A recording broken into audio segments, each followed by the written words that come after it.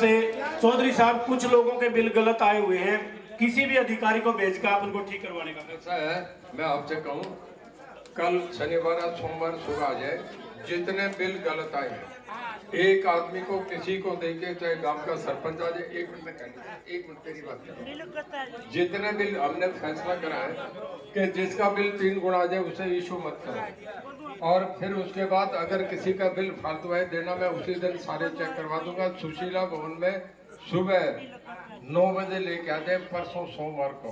आप कल 20 को जलसा है ना, 20 को जलसा है, वो मंगलवार को सुबह आ जाए। 21 तारीख को मैं सारे बिल ठीक करूंगा, इतने बिल नहीं भरे। मैं आपसे बता दिया। धन्यवाद, बहुत बहुत धन्यवाद बाबू जी का।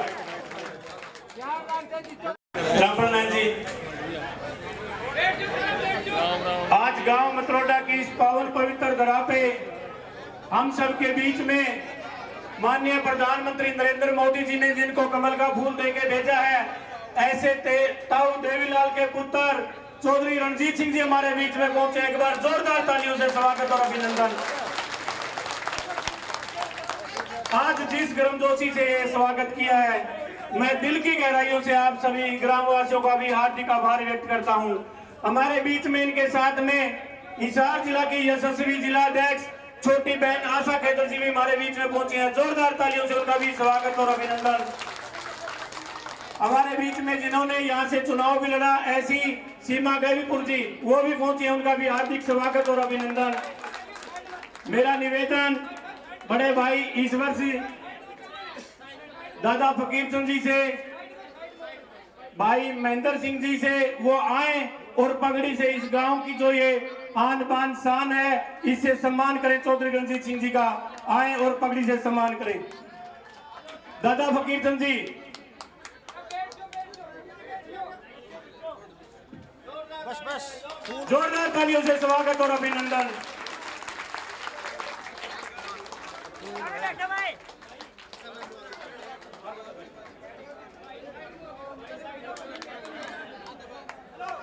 आज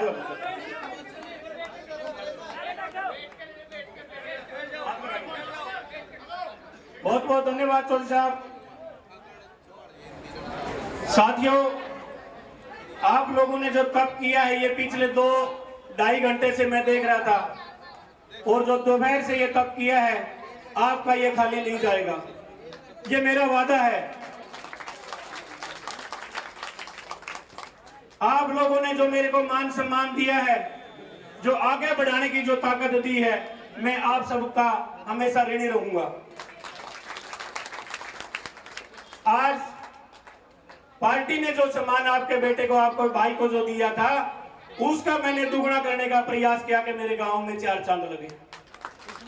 साथियों, जिस प्रकार भारतीय जनता पार्टी ने, मैं मानता हूं कि हमारा मान सम्मान बढ़ाया है, आगे भी किसी प्रकार की कमी नहीं रहने वाली है। हमारे पड़ोस के गांव, हमारे बड़े भाई सुरेंद्र पुनिया जी को प्रदेश का महामंत्री बना के बहुत बड़ा सम्मान पुनिया जाति को दिया है, पुनिया साहब को दिया है। मैं इससे भी बहुत बहुत आभार व्यक्त करता हूं भारतीय जनता पार्टी का।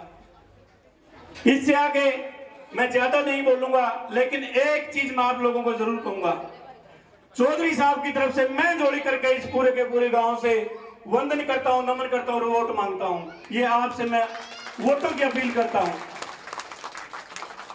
और मेरा मानना है कि ये पूरा गांव और ये जो आशा खैदर जिला अध्यक्ष है, ये भी पुनिया की बहन जी, एक बार इनके लिए भी जोरदार तालियां। इतना सम्मान मैं मानता हूं कि इस भारतीय जनता पार्टी ने पुनिया साहब को दिया है, शायद किसी पार्टी ने दिया होगा। चौधरी साहब की जोड़ी बनने का काम ये मतरोडा गांव करेगा, ऐसा आश्वासन मैं चौधरी साहब को दे दूं अपनी तरफ से।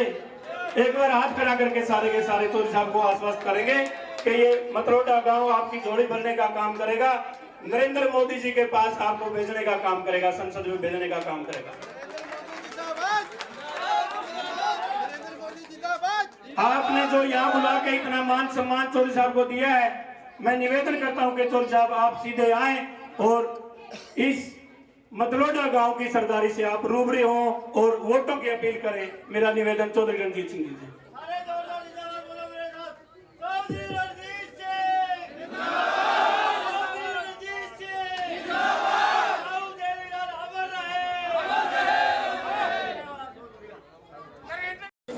कि जो यूक्रेन में युद्ध हो रहा है, जो गाजा में हो रहा है, एक तरफ चीन और एक तरफ पाकिस्तान, अगर ऐसे हालात बन जाए, कोई ऐसी नाजुक स्थिति आ जाए, तो मैं पूछ रहा हूँ क्या राहुल गांधी देश को बचा लेगा क्या? और नरेंद्र मोदी जब चश्मा लगा के देखेंगे तो फिर सारे कांप जाएंगे। आज हिंदुस्तान वो हिंदुस्तान बन गया जो कभी अमेरिका बोलता था, रूस बोलता था, हम सुनते थे, अब भारत बोलता है, वो सुनते हैं, ये हिंदुस्तान बन गया। तो मैं मतलोड़ा गांव से, बहुत लंबा हो जाएगा क्योंकि अभी हमारे 8-9 गाँव हैं। धीरू साहब कहने के गाड़ी में चलो, अब गाँव वालों का हुक्म मैं नहीं टाल सकता था, ये आपके दबाव में थे, मैं इनके दबाव में था। अब आपका ज़्यादा वक्त नहीं लूँगा, एक ही बात कहूँगा। एक तो 20 तारीख को हमारे अमित शाह जी जो हिसार में मेरे चुनाव में मेरी मदद करने के लिए आए हैं, बहुत बड़ी भीड़ होगी।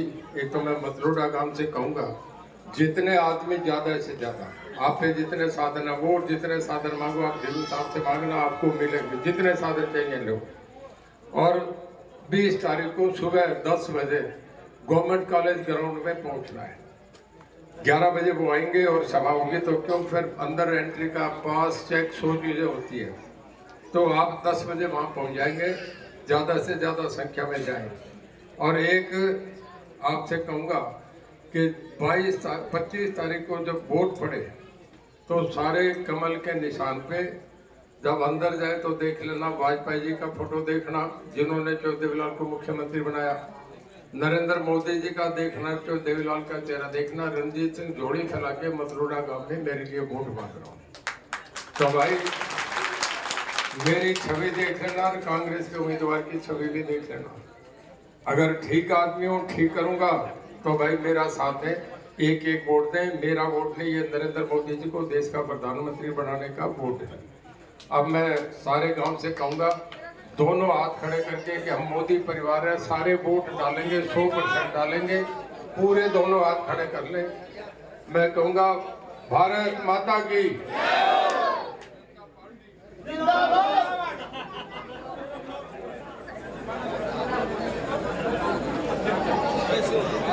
प्रधानमंत्री नरेंद्र मोदी टिकट बांटते हैं ना लोकसभा की, जब 400 टिकटें वो बांटे तो उनकी निगरानी में बनती है। वो ये कहेंगे जो देवीलाल के बेटे रणजीत सिंह को टिकट दो, हमारे साथ सदा वो रहे, मुझे टिकट दे दिया लोकसभा का। कांग्रेस टिकट नहीं दे, बीजेपी मुझे टिकट दे, प्रधानमंत्री मुझे टिकट दे, तो भाई मुझे कहाँ रहना चाहिए, मेरी भी तो आत्मा होगी। अब मैं आपसे अगली बात कह रहा हूँ, एक मिनट, और उस कांग्रेस की मैं आपकी हिस्ट्री बता रहा हूँ, जरा गौर से सुनना मेरी बात। जो देवीलाल के बराबर ही मैं सर छोटू राम की इज्जत करता हूँ। सर छोटू राम, चोई चरण सिंह, चोई देवीलाल के फोटो हर घर में लगे हैं। सर छोटू राम के दोहितों को टिकट नहीं दे कांग्रेस में, 15 दिन पहले की बात कह रहा हूँ। और जो बंसीलाल की पोती को टिकट नहीं दे, भाई उस कांग्रेस के तुम जब भी डालो तो मतलोड़ा वाले ठीक हो के न्याय कर रहे हो कि मेरी बात गलत है तो बता दो। हमें भारतीय जनता पार्टी आगे बढ़ा रही है, हमारी इज्जत कर रही है। अगली बात कहूं कि जब 1991 में लोकसभा के चुनाव हुए थे, जो देवीलाल डिप्टी प्राइम मिनिस्टर थे, 89 में तो रोहतक से जीते, सीकर से जीते, प्राइम मिनिस्टर बन गए थे। जब दूसरी बार जो देवीलाल 91 का पहला चुनाव लड़ रहे थे रोहतक से, तो जब हार गए थे तब तुमने शाम को बुजुर्ग उन्होंने खाना नहीं खाया, बोले ताऊ नहीं हारना चाहिए था। और उस वक्त भूपेंद्र उड़ा रहे, आज उसकी तुम वोट डालो, तो भाई सोचने की बात है कि नहीं, मुझे बताओ मैं गलत कह रहा हूँ कि ठीक कह रहा हूँ। जो देवीलाल को 360 वोटों से हराया था, जबरदस्ती हराया था, बेईमानी से हराया था, और इस भूपेंद्र सिंह हुड्डा ने बेईमानी करके करवा था। जब ऐसे हालात हो तो फिर सोच के करना चाहिए। चाणक्य कहता है या तो राजा के पास जाके बसो या फिर नदी के किनारे बसो, कभी रेगिस्तान में नहीं बसना चाहिए।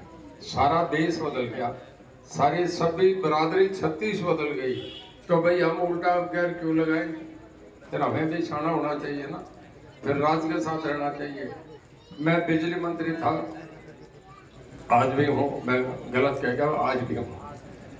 मैं बिजली मंत्री, जब मेरे पे ये महकमा है, दिसंबर जनवरी में बड़ी ठंड पड़ रही थी, मुझे सीएम साहब कहने लगे जो रणजीत सिंह बड़ी ठंड पड़ रही है, महसूस करे मुझे जबरदस्त ठंड है।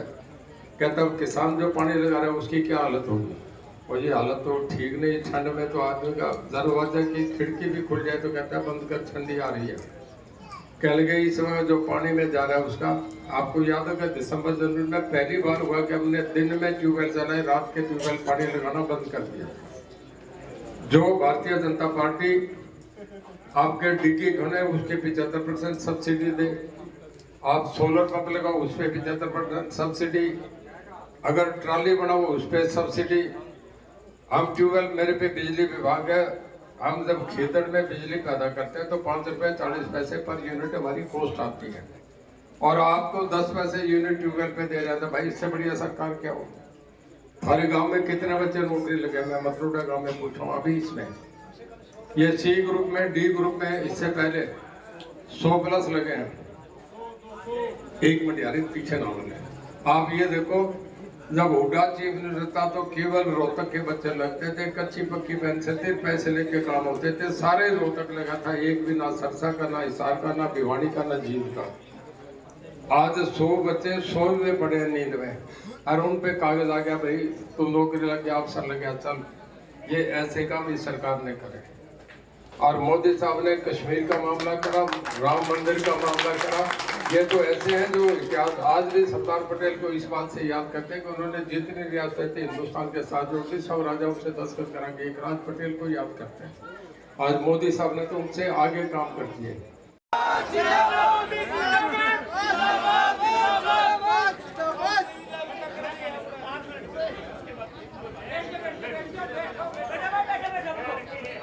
भाई बैठ जाए जरा, आपसे 5 मिनट मैं अपनी बात कह दूं।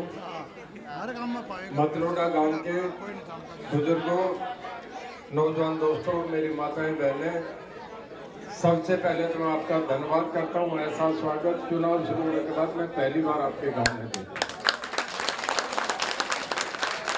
इतने जबरदस्त स्वागत से जो मन से आप कर रहे हैं उसके लिए मैं फिर आपका धन्यवाद करता हूं, आपका स्वागत करता हूं। आज मंच पर उपस्थित मेरे साथ हमारी जिला अध्यक्ष बहन आशा खेदड़, हमारी दूसरी बहन सीमा गैदीपुर, हमारे धीरू साहब जिन्होंने आज इज्जत का सवाल बना के इस कार्यक्रम को करा, मैं इनका बहुत धन्यवाद करता हूं।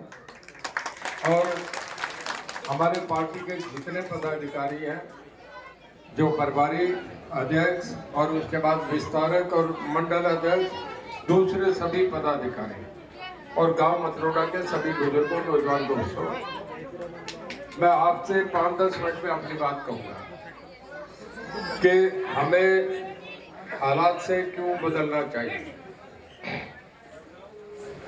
देखिए, ये बड़ा गांव है, बड़ा चो देवीलाल का भगत रहा है, और जहां उन्होंने कहा वहीं वोट डाला।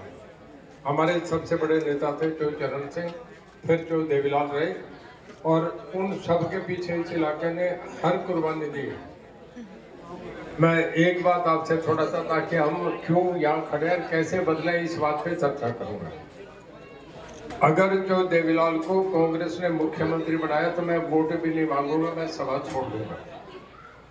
चौधरी देवीलाल को मुख्यमंत्री 1970 में पहली बार बने, और जब बने तब जनता पार्टी बन गई थी, मतलब भारतीय जनसंघ, लोकदल, कांग्रेस और बाबू जगजीवन राम की पार्टी मिलके एक पार्टी बनी थी। और हमारे ऑब्जर्वर बन के आए थे उस वक्त अटल बिहारी वाजपेयी जी। भाई बोले ना, जरा थोड़ा इतिहास दोहरा रहा हूँ, कोई बोले ना, थोड़ी देर में सब बात कह दूंगा। और उस वक्त 3 आदमी रेस में थे कि हरियाणा के मुख्यमंत्री चो देवीलाल बने, या चौधरी चांदराम बने, या चो गजनलाल बने। अटल बिहारी वाजपेयी जी चो देवीलाल को मुख्यमंत्री बना के गए थे। ये मैं बताता हूँ, यहाँ से इतिहास शुरू होता। जितनी बार चो देवीलाल मुख्यमंत्री रहे, डॉक्टर मंगल सेन उनकी कैबिनेट में डिप्टी चीफ मिनिस्टर होते थे, और लोकदल के 52 MLA थे उस वक्त, जनता दल कह दो लोकदल, और 23 MLA भारतीय जनता पार्टी के होते थे। दोनों की मिली जुली सरकार बनती थी। उसके बाद जब 91 का वक्त आया तो जो बंसीलाल और ओम प्रकाश जी में यह था कि कौन मुख्यमंत्री बने। भारतीय जनता पार्टी जब तीसरी पार्टी थी, छोटी पार्टी थी, और लोगों में आम चर्चा था कि जिसके साथ बीजेपी का समझौता हो गया मुख्यमंत्री बनेंगे, जो बंसीलाल मुख्यमंत्री बने। जैसे भारतीय जनता पार्टी ने जो देवीलाल को मुख्यमंत्री बनाया, जिसने ओम प्रकाश जी को मुख्यमंत्री बनाया, जिसने जो बंसीलाल को मुख्यमंत्री बनाया, और जिसने जो चौधरी चरण सिंह को देश का प्रधानमंत्री बनाया, भाई वो भारतीय जनता पार्टी इन पौधों को पानी डाल रही है। आज वो लोकदल जनता दल नहीं रहा। बस एक मिनट, आज लोकदल जनता दल नहीं रहा। मैं सच्ची बात कर रहा हूँ। आज उस लोकदल में जो सबसे बड़ा प्रदेश था उत्तर प्रदेश, वहाँ मुलायम सिंह की समाजवादी पार्टी बन गई। बिहार उसके बाद सबसे बड़ा प्रदेश था, उसमें लालू जी का राष्ट्रीय जनता दल बन गया, और उसके नीतीश कुमार की जेडीयू बन गई, और हरियाणा में ओम प्रकाश जी का इनालो बना, उसके भी अब 2 पार्टी बन गई, और देवगौड़ा का कर्नाटका जनता दल बन गया। अब जनता दल रहा नहीं। कांग्रेस ने मुझे टिकट नहीं दिया, मैं 5 साल पहले की बात कह रहा हूँ। टिकट नहीं दिया तो बाहर आए तो मेरे हल्के के लोग मुझे कंधों पे उठा लिया, बोले रणजीत सिंह हम बनाएंगे। मैंने टिकट थोड़ी बनाएगी, खड़ा हूँ मैं, इंडिपेंडेंट खड़ा हो गया, और मैं 25,000 से जीता सभी पार्टियों की जमानत। जब